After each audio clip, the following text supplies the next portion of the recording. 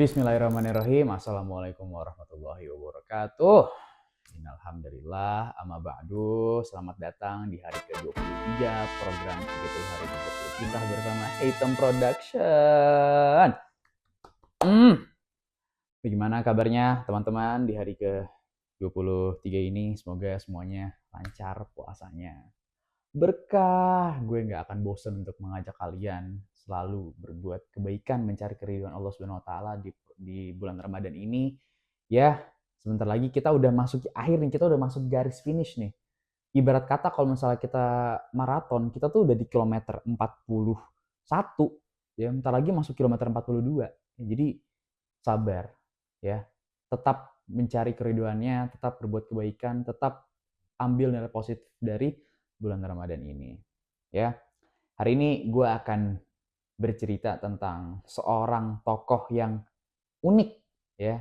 Shout out to Farhan Fadila, tim riset Hitam Production yang sudah menggiat mencari tokoh ini, ya, mempelajari tokoh ini, ya. Dia bernama Torajiro Yamada. Bilang kayak hari ini kita anti mainstream banget nih karena kita ceritanya tentang orang Jepang, bukan orang Arab, orang Indonesia, tapi kita cerita tentang orang Jepang, ya. Jadi siapa sih Torajiro Yamada ini? Ya, dia adalah seorang ya businessman, ya, master teh dan tokoh penting dalam sejarah hubungan antara Jepang dan Turki.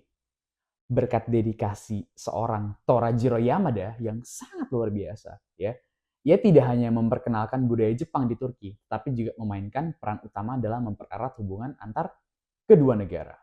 Kontribusi seorang Torajiro Yamada di bidang diplomasi, pendidikan, kebudayaan, itu membantu menciptakan fondasi yang kuat bagi hubungan persahabatan antara Jepang dan Turki hingga saat ini, di mana kedua negara masih berhubungan dengan sangat baik. Ya, ini anti mainstream nih karena gue ceritanya bukan tokoh yang membawa pengaruh Islam banget, ya. Jadi Torajiro Yamada itu lahir pada 23 Agustus pada tahun 1866 di Edo. Sekarang itu ya Tokyo, ya. Dalam keluarga samurai yang berasal dari klan Numata. Nah, sejak kecil Torajiro Yamada ia dibesarkan dalam lingkungan yang mendukung pendidikan tinggi dan penguasaan berbagai macam keterampilan. Harus punya interest yang banyak, ya. Maka pada usia 15 tahun ya, Yamada itu diadopsi oleh seorang master teh dan dia mulai belajar seni upacara teh Jepang secara mendalam. Jadi teh itu bukan hanya sekedar minuman, tetapi juga sebuah tradisi yang sangat mendalam. Ya. Selain itu, ia juga mempelajari berbagai bahasa seperti bahasa Cina, English, Germany, France, ya, yang dimana ia sangat bahasa-bahasa itu yang membantu dia berdiplomasi, berinteraksi dengan orang-orang dari berbagai budaya.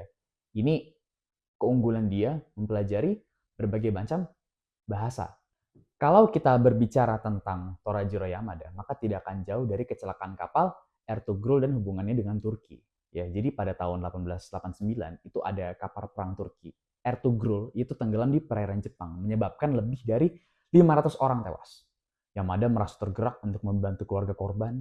Ia kampanye ngumpulin dana yang melibatkan berbagai media Jepang seperti Osaka Asahi Shimbun, terus Tokyo Nichi, Nichi Shimbun, banyak deh, ya.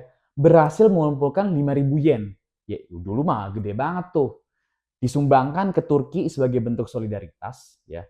Nah, sebagai tindak lanjutnya, ya Yamada diberikan amanat oleh pemerintah Jepang untuk menyerahkan dana tersebut langsung ke Turki. Nah, akhirnya pada tahun 1892 ia berangkat ke Istanbul bertemu dengan Menteri Luar Negerinya Ottoman, itu Muhammad Said Pasha, menyerahkan sumbangan 5.000 yen tersebut. Nah, Sultan Abdul Hamid II yang sangat menghargai bantuan ini, ia meminta Yamada untuk tinggal di Turki bentar, lebih lama dikit, ya, mengajaknya untuk berkenalan dengan budaya Turki. Ya, maka dari itu, disitulah hubungan antara Jepang dan Turki mulai terjalin dengan erat, ya, mulai dari situ. Terus akhirnya Yamada gimana selama di Turki? Nah, selama dia tinggal di Turki, Yamada itu mendalami ajaran Islam yang membuatnya memeluk agama Islam pada akhirnya. Yamada menjadi salah satu orang Jepang pertama yang memeluk Islam pada saat itu. Yamada menunjukkan perubahan yang perubahan spiritual yang sangat signifikan. bentuknya manifestasi, terus awal hubungan Jepang dengan dunia Muslim itu dimulai oleh Toraja Yamada. Nah, sebagai Muslim, Yamada dia hidup seimbang antara tradisi Jepang yang ia bawa, ya, yang ia pegang, dengan nilai-nilai Islam yang ia pelajari di Turki. Perubahannya juga itu mengarah ke komitmennya yang mulai menghormati perbedaan antara budaya Jepang dan Turki. Adanya ruang interaksi antara kedua bangsa. Torajiro Yamada, seorang Yamada, dia tidak hanya berfokus pada hubungan pribadi dengan masyarakat Turki doang, ya. Ia juga berperan penting dalam memperkenalkan budaya Jepang ke mereka, ya. Ia kayak menjadi penghubung lah antara Jepang dan Turki dari berbagai macam cara. Yang salah satu contohnya nih ya, perdagangan. Cara berdagangnya Jepang dan Turki itu beda. Toko Nakamura Shoten yang didirikan bersama rekan-rekannya oleh Yamada. Ia menjual barang-barang Jepang seperti sutra, teh, kerajinan kayu Jepang. Itu dibeli nih oleh masyarakat-masyarakat Ottoman. Ya produk Jepang itu ya mulai populer deh di elit-elit Turki. Terus akhirnya Jepang makin dikenal nih di Turki ya dari toko ini. Maka selama ia tinggal di Istanbul, ia juga kayak menjadi peran sebagai konsulat utama Jepang lah, honorary consul, ya walaupun bukan ada status diplomatik resmi. Nah, dengan perannya ini, ia memelihara hubungan antara Jepang dan Turki yang semakin berkembang melalui pertukaran budaya dan perdagangan. Yamada itu mengumpulkan banyak pengalaman ditulis dalam buku artikelnya yang berfokus pada hubungan Turki dan Jepang. Memberikan dia memberikan pemahaman kepada kita semua tentang negara, agama yang sangat ia hargai. 13 tahun ia tinggal di Turki, di Istanbul. Ya. Yamada kembali ke Jepang pada tahun 1905.